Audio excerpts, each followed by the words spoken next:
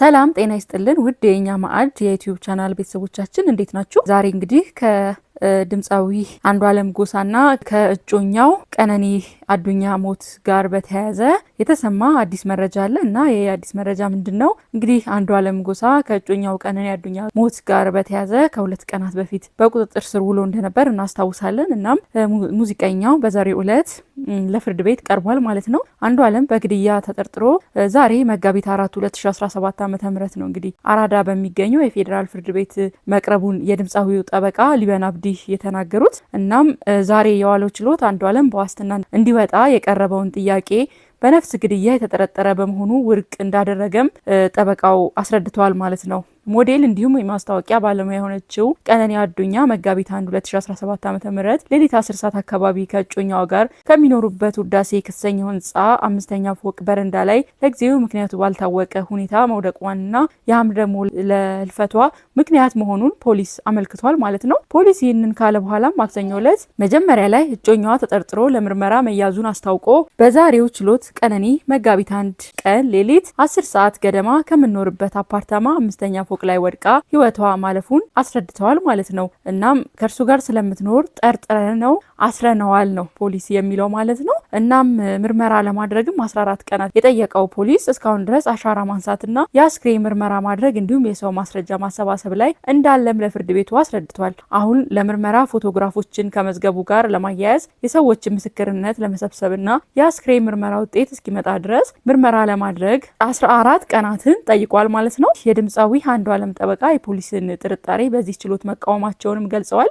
በመካከላቸው ምንም ችግር አልነበረም። በዚያም ቀንም በሰላም ውለው እርሷ ፎቶ ስትነሳ እርሱ ከጓደኞቹ ጋር ለኮንሰርት ሲዘጋጅ ነበር። ወደ ቤት ሲገቡም በመካከላቸው ምንም ጸብ አልነበረም። በክርስቲያኖች ዘንድ የሚጾመውን የሁዳዴ ጾም ከተፈታ በኋላ ሽምግልና ልኮ ለመጋባት ተስማምተው ዝግጅት ላይ ነበሩ ሲል በመካከላቸው እርሷን ለመግደል የሚያበቃ ምክንያት አልነበረም ሲሉ ጠበቃው መከራከራቸውን ገልጸዋል። አክለውም ፖሊስ አሁን ወድቃ ተገኘች አለ እንጂ እርሱ እንደገፈተራት የሚያሳይ ነገር ስለሌለ አሁን ባለው ሁኔታ ቀነኒ ራሷን መግደሏን እንጂ በሌላ ግለሰብ ወይም በእኔ ደንበኛ መሞቷን አላስረዳም በማለት በዋስትና እንዲለቀቅ መጠየቃቸውንም ተናግረዋል ማለት ነው ጠበቃው። በተጨማሪም አርቲስት አንዱዓለም ቋሚ አድራሻ ስላለውና በማንኛውም ሰዓት መቅረብ ስለሚችል እንዲሁም አሁን ሀዘን ላይ ስላለ ወጥቶ እንዲያስተዛዝንና የዋስትና መብቱም እንዲጠበቅ መጠየቃቸውን ተናግረዋል ማለት ነው። ሆኖም ፍርድ ቤቱ የዋስትና ጥያቄውን ውድቅ አድርጓልና ፍርድ ቤቱ በነፍስ ግድያ የተጠረጠረ በመሆኑ ለጊዜው የዋስትና ጥያቄውን አንመለከትም፣ የአስክሬን ምርመራ ውጤት ይምጣ፣ ማስረጃ ይሰብሰብ፣ በቀጣይ ቀጠሮ የዋስትና ቀጠሮውን የምናይ ይሆናል ማለቱን ጠበቃው አስረድተዋል ማለት ነው። በተጨማሪም አንዱዓለም ከእስር ቢፈታ በማህበራዊ ሚዲያ ላይ ቁጣ ስላለና በመጀመሪያ ችሎት የዋስ መብቱን ለመጠበቅ ትንሽ አስቸጋሪ ነው በማለት ፍርድ ቤት ምላሽ መስጠቱንም ጠበቃው አስረድተዋል። በዚህ መሰረትም ፖሊስ ለምርመራ ከጠየቀው 14 ቀናት ውስጥ 13 ቀን ተፈቅዶለት ቀጣዩ ቀጠሮ ለመጋቢት 7 2017 ዓ.ም ተሰጥቷል ማለት ነው። የአርቲስት አንዱዓለም ጠበቃ አብረው ስለኖሩ ለማጣራት በቁጥጥር ስር አዋሉት እንጂ እርሱ ነው የገደላት ያሉት ነገር የለም። በችሎቱ እንደጠረጠሩት ተናግረዋል። ነገር ግን እሱ እንደገደለ የሚያሳይ ምንም ማስረጃ የለም ብለዋል ማለት ነው። በ25 ዓመቷ ህይወቷ ያለፈው ቀነኒ የቀብር ስርዓቷን በትላንትናው ዕለት በቅድስት ስላሴ ካቴድራል ተፈጽሟል ማለት ነው። አንዱዓለምም በትላንትናው ዕለት በቀነኒ የቀብር ስነ ስርዓት ላይ ከፖሊስ ጋር በመሆን ተገኝቶ ነበረ።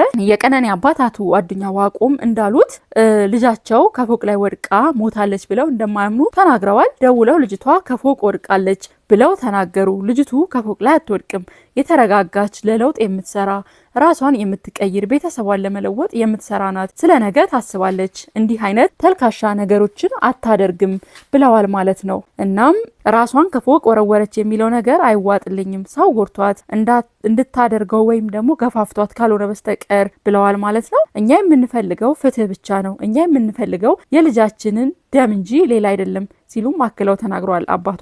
አስከትለውም አንዱዓለምና ቀነኒ ጥሩ ግንኙነት እንዳላቸው አውቃለሁ ብለዋል። በምዕራብ ሐረርጌ ዞን ዳሮ ላቡ ወረዳ በሚጨታ ከተማ የተወለደችው ቀነኒ ከልጅነቷ ጀምሮ በትምህርቷ ጠንካራ እንደነበረች የህይወት ታሪኳ ያስረዳል። በ2011 ዓ.ም ከአርባ ምንጭ ዩኒቨርሲቲ በሃይድሮሊክ እና ዋተር ኢንጂነሪንግ ተመርቃለች ማለት ነው። ከዚያ በኋላ በኦሮሚያ ውሃና ኢነርጂ ቢሮ ለተወሰነም ጊዜ ሰርታለች። ቀነኒ በሞዴሊንግ በማስታወቂያና በመዝናኛ ስራዎቿ ትታወቃለች ማለት ነው። አሁን ላይ ስለ ቀነኒና ስለ እጮኛዋ ያለው መረጃ ይሄ ነው ማለት ነው። ቀጣይ ደግሞ ሌሎች መረጃዎች ሲኖሩ ተከታትለን የምናቀርብላችሁ ይሆናል። ስላዳመጣችሁኝ አመሰግናለሁኝ። መልካም ጊዜ። ቻው።